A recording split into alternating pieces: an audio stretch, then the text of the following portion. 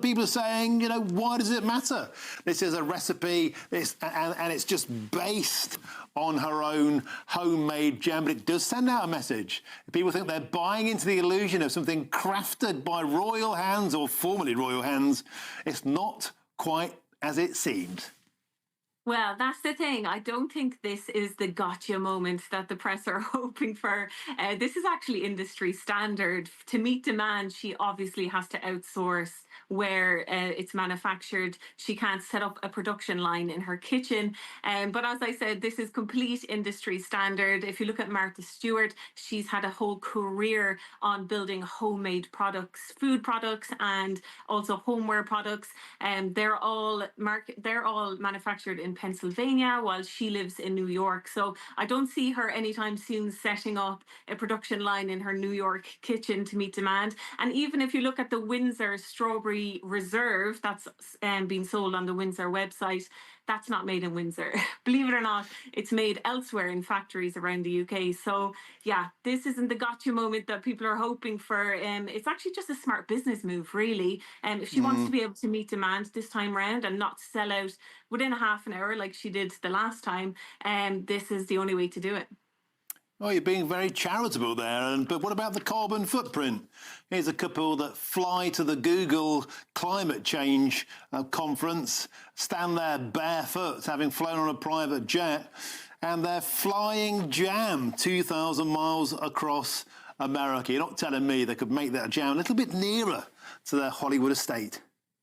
Well, the carbon footprint is actually every single business out there. If you look at all the businesses, large companies, all the ones that we know today, they all use manufacturing plants that aren't in the location where the product was created. So it's just industry standard. It happens. If we're looking at Meghan Markle with this fine tooth comb, that means we have to open it up and look at absolutely every single massive business in the world and ask, why are you producing it so far away from home? Shouldn't this be produced in your kitchen? What about the carbon footprint? It can't be one rule for Meghan and then other rule for other global businesses. Well, I think perhaps it can, because if you're sanctimonious about people's everyday carbon consumption, about we should all cut down on holidays, we should all be lean, green, and clean, and then you fly in jam jars 2,000 miles. I think those with glass houses or glass jam jars shouldn't throw stones. Well, are you going to look into the carbon footprint of the Windsor Strawberry Reserve that is made elsewhere in the UK? We're flying that around the world. Lots of Americans buy that. More Americans buy that than people in the UK. So are we going to ask the Windsors what's going on there? Are they offsetting their carbon footprint? Do you work for Alan? Do you work for Meghan Markle? No, I don't. But what I am is a journalist, and I'm fair, and I like unbiased reporting. So that's what I base my reporting on. And I think that actually all the reporting on Meghan Markle has been very biased. So this perspective of a GB presenter warrants a balanced, business-informed response that avoids personal bias. So now let's start about outsourcing in product-based businesses. Outsourcing production is standard practice in business, especially when product demands exceed capacity for in-house creation.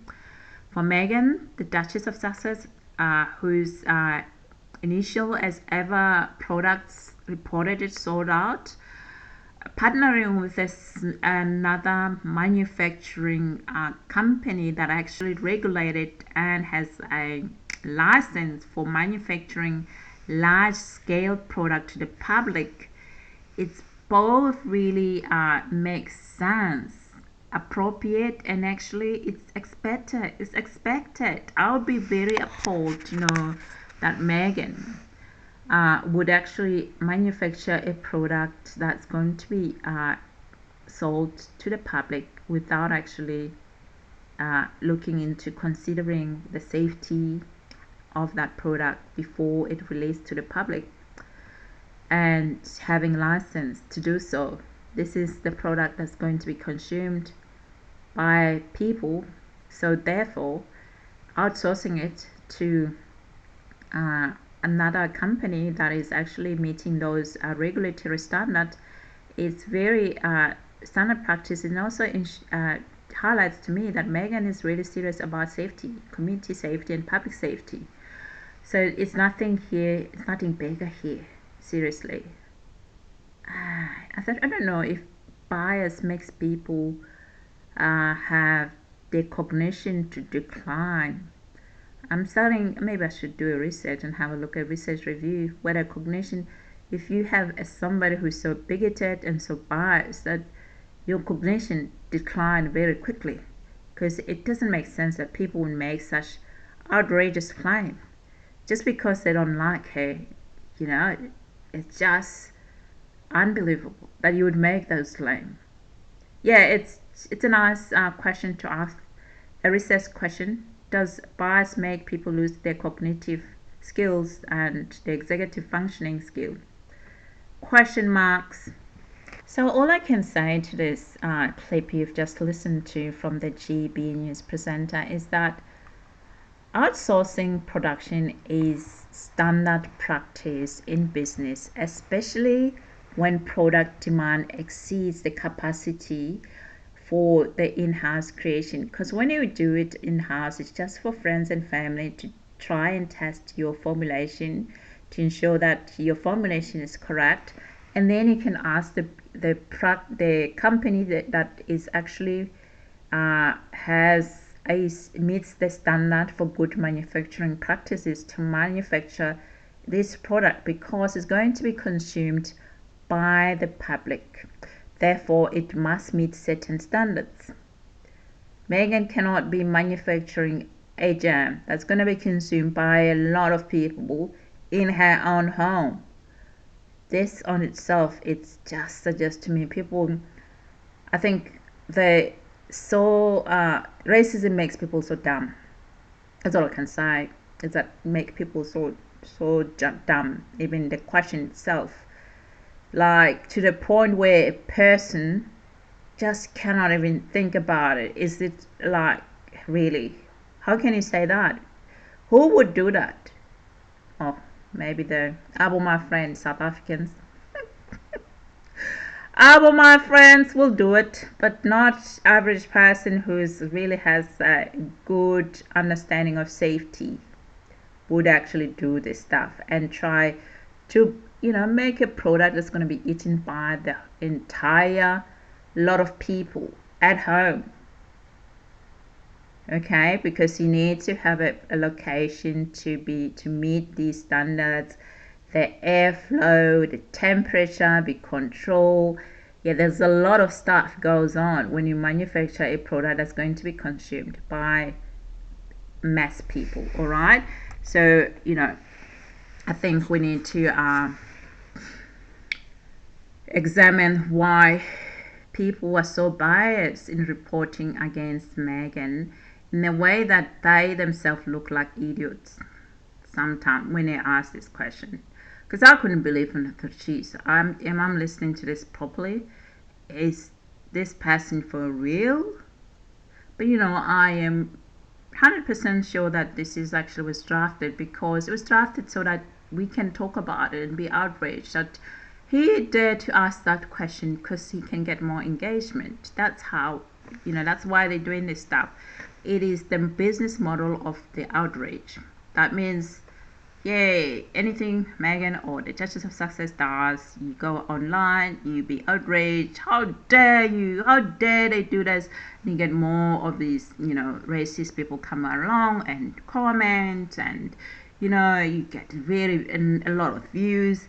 And then your video trend because you've just been so outraged by Meghan just breathing, even dancing in the labor room. Yeah, you make headlines, you get paid. This is how the business of social media works. Well, I'm saying that because I've examined it, researched every piece of it, even how they earn an income. All right, so another thing we need to look into that is that this a claim of environmental advocacy. So it's important to actually differentiate between the individual public platforms. Meghan, the Duchess of Sussex, has supported various charitable causes, but has not positioned herself as a leading environmental advocacy. By contrast, King Charles III has consistently spoken out on environmental issues over decades. And Prince Harry has promoted eco-conscious travel through his initiative, Travelers. However, attributing the goals of one family member's project to another individual without direct involvement actually risk this misrepresentation that I've been talking about. But this one, it's really clear and obvious now, and I don't know why people still continue to do this. But when you look at really the emission itself, we need to contextualize it and have the proportionate of it. The carbon footprint of a small-scale food brand is minimal compared to that of a private aviation, large-scale tourism, high-volume manufacturing, of fashion brands. So highlighting Meghan, the Duchess of Sussex, while overlooking far larger emitters may actually indicate that selective criticism rather than actually a genuine concern for sustainability. Attributing the goals of one family member's project to another without direct involvement, it's actually, like I said, misrepresentation. This can actually impact on public opinion. So what the journalist just said is true, that the reports about her has been really consistently biased. And you need to really consider any story that you read reported about them, if it's not them saying it, about them. And even if they say it, make sure you actually get the background, the whole thing, not the clip, because they cut the clip and say, hey, so that you can be outraged without knowing the background and the information around it. So they can actually cut the clip and then blast this clip all over the show and then say, yeah, that's what they said.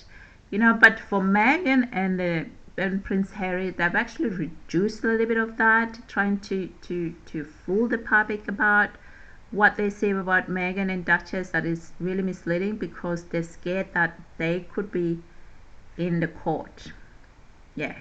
Harry, not afraid to sue them for that. So they've kind of they've changed the tactics. They're still just doing the same thing. They're changing these tactics because they know they may find themselves paying a lot of money for actually putting things that aren't true, publicly knowing something is not true. And so be careful about anything they report. Try to find out the background about it, about the story, and then make your own conclusion about it, instead of listening to these people, because they're getting paid by being outraged about the Duchess of Sussex. It's the business of Meghan, the Duchess of Sussex, outrage. The business of outrage. This is what it would looks like in this video. Alright, thank you guys for listening. Until next time, see ya.